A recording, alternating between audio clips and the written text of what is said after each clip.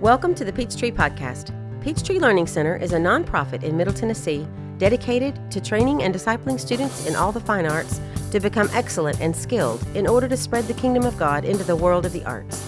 On this podcast, we will discuss topics designed to encourage, uplift, educate, and equip people to proclaim the kingdom more deeply in their own families and communities. So I'm going to welcome everyone today to our Peachtree Podcast. We have a very exciting guest with us today.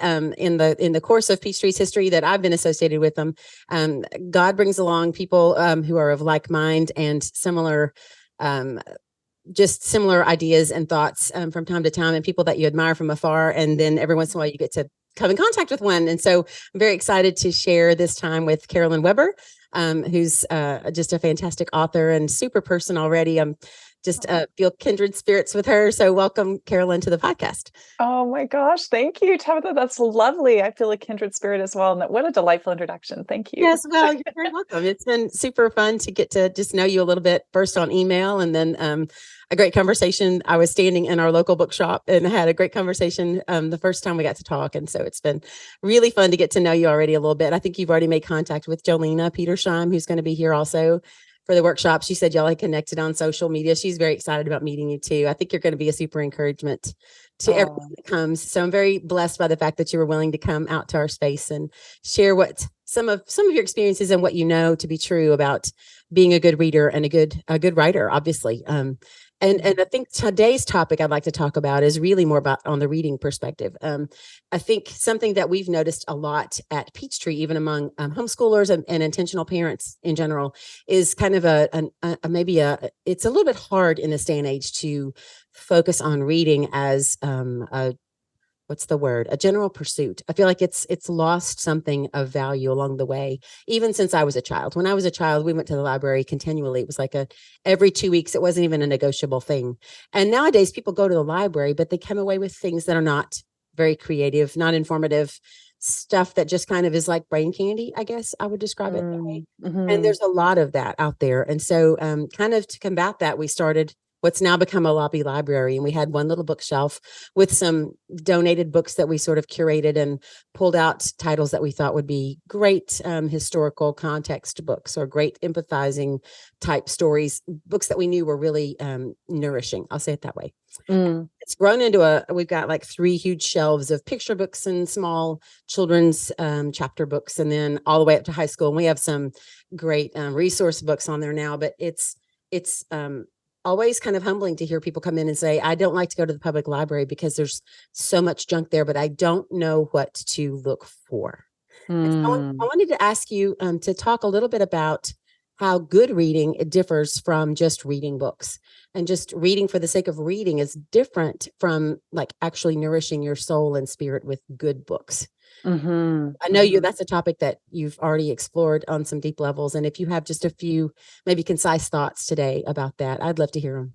Well, it is such a great question, because I do believe we are what we read, really. It's a different form of nourishment. And yet it's a tightrope with children, isn't it? Or younger readers, because you want to be able to get their attention and hold their attention. And they're going to be all different stripes of interests.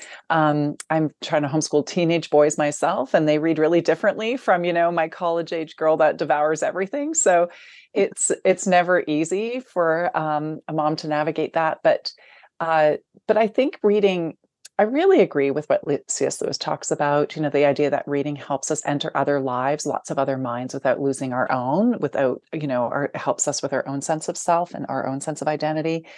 And it builds compassion and vocabulary and insight and, and that really important thing that story does, which is why the word is made flesh, that incarnation, that we're able to enter other things, other ways of being. We know that people actually register as more compassionate after even just reading a list of metaphors than they did beforehand. Mm-hmm. So there's something really powerful about the reading process, but reading well. And I think what I mean by that is, discerning, of course, as Christians, we're often thinking about what leads to fruits of the Spirit. So I always lead toward the classics in that end, right? Because I do believe that, they have withstood the test of time. They get us to ask the big questions of ourselves that really matter. Mm-hmm. That's not saying that there aren't good modern books, but I also agree with Lewis that if you must read a modern book, you should read, For every new one, you should read, 3 old. There's a lot to be said for that. But I think, I think having that sense of choosing something that uh, gets yourself thinking and questioning and inviting. And again, that's hard, age appropriate wise to discern, but filling ourselves with just sort of things that don't push us to ask questions about ourselves or to enter into another world imaginatively, um, is remains very much at the superficial level, Mhm. doesn't encourage us to grow in that way. Right. I go back a lot in my own mind to the idea that when God wanted to communicate with us for all time, that's what he gave us. He gave us a book. And so he Hmm. didn't give it to us in a bullet form, and he didn't give Hmm. it to us on one tablet, and he didn't give it to us as a set of rules. He gave it to us as a book full of stories. And he Right. obviously built us to communicate with each other that way and to communicate with him by entering into story, which is kind of a slice of how he operates. You see that throughout scripture. And Hmm. I was always kind of panicked when one of my children didn't want to read much because I would think, how will she get to know the Lord if she doesn't understand how to read a good book and understand and ask questions of the text and go analyze it and think it through? But we landed in a good spot. But I know that's all on your mind as a parent. You really want your children, and I think I know myself. I had panic moments of I'll just give her the bullet. I'll just give her the Cliff Notes version. She just has version. But there's, Right. and that sometimes that works. But Hmm. on a bigger level, it also is a temptation, I know, to just give in and say, you know what, just read this really cute comic book or get the Hmm. Cliff Notes and read and I did that some in my own high school walk and so wish I had not because I missed out on some great stories that I never came back around and read till I was a homeschool mom and thought, oh, that's actually a great book. I should have read that myself. And I picked it up and read it before my kids did, or while my Hmm. kids did. I was reading Hmm. along with them because I just didn't take the time to do that. And now I Right. understand on a deeper level how nourishing that was for myself to be able to go back and read some older books, pull out the dictionary if I had to, just make myself charge through it. But what a powerful tool it is to go enter into somebody else's world from a different time and to see Hmm. how they lived and how they thought and the similarities and also the differences, and are those good and why did those have to change? And there's just all sorts of, it's kind of like a dog on a bone, all sorts of nourishment to be had and chewing on those things. In a sustained way, when you're reading a longer work, so much of our society, our culture is so fast paced, and Hmm. we're always distracted, and we're just holding attention for a short amount of time. So, cultivating the ability to be sustained in a book and to look forward to reading more chapters the next day, and to think about the arc of the story. This is why I think the Bible is so foundational, not only obviously for the gospel and for how our stories each fit in there, but because there's little stories, as you were talking about, but they're also embedded within a big story. So you have shorter stories that can keep people's attention, but you also see how they're at work in a larger story. Um, I grew up with the bookmobile, that would the books, the library that was in motion that came, and you're right, there was something so delightful and exciting about that. But this idea of like being able to remain in sustained story, Hmm. um, I really agree with Vegan Gorian, the children's literature academic scholar who's talked about how reading for children helps them develop the moral imagination. And so when we enter into a story and we're able to read it in a sustained way, I mean, fairy tales show us this too, but something more than just, a quick TikTok, it allows us to really understand that good and evil exist. They really exist. And how do we navigate our worlds um, with morality and with ethics and with virtue and beauty and hope and truth. And those things come from cultivating the imagination and from being sustained in story. Would you also think about the idea, or let me ask you this way.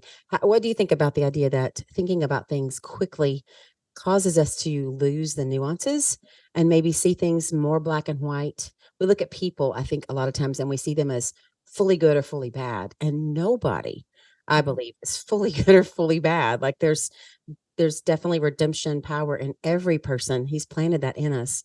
But I think in today's culture of constantly feeling like we have to weigh in on everything with quick opinions and not get to the Mhm. heart of a matter, we tend to lose our empathy for humanity. Is that That's a a fair way great to put it? question, or maybe a way to think of it. Well, because I do think that cartoons and things like that have their place.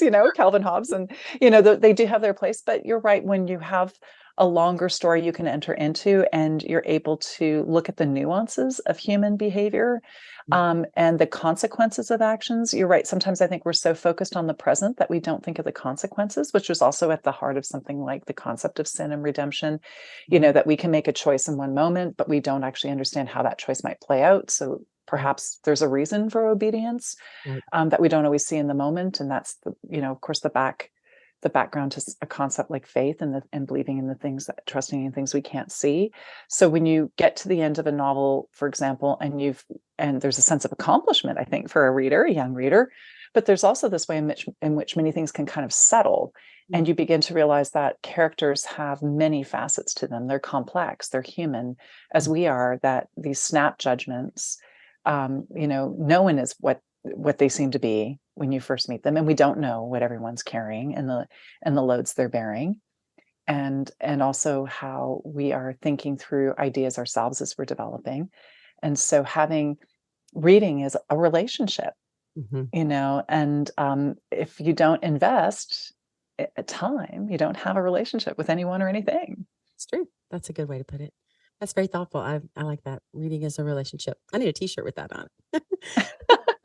I have friends who've been dead for hundreds of years because of that. That's great. So, thank you for that. I think that's a taste of kind of what we want to cover in that first hour of our time together on Saturday the 17th.